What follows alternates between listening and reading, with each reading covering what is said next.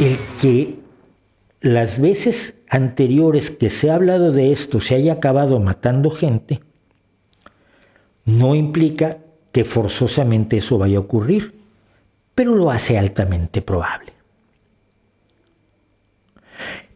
Y los horrores del nazismo no son solo el asesinato, esa es una de las barbaridades que a la gente le han convencido. Si no hay holocausto, no hay nazismo. Claro que hay nazismo.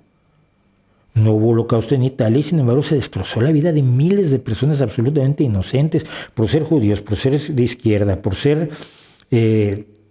trabajadores, por ser socialistas, por no tener hijos, por no defender a la patria.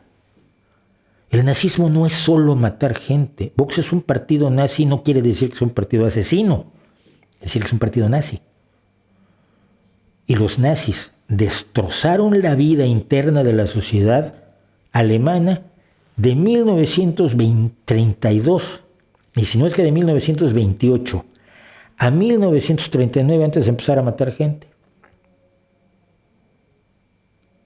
Y ya eran nazis en 1928, y eran nazis en 1932, y eran nazis en 1933 con las leyes de Nuremberg, y eran nazis después, y eran nazis continuamente, y eran nazis cuando solamente hablaban en contra de los gitanos y de los eslavos y de los judíos y de los discapacitados y de los ancianos. Nazismo no es solo holocausto, y en ese sentido, tanto Vox como Chinda Brandolino, que estoy en estos días, por cierto, viendo su intervención en un aquelarrito que hicieron los hijos de Kalker, son nazis. Háganse a la idea, por favor.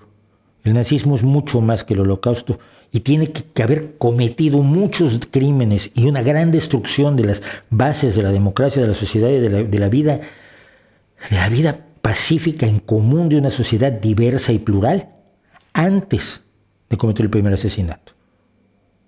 Y yo no quiero que se llegue a cometer el primer asesinato, pero tampoco quiero que se llegue a la destrucción de un modo de vida que es mejorable, pero de ninguna manera es tan despreciable como para tirarlo a la basura.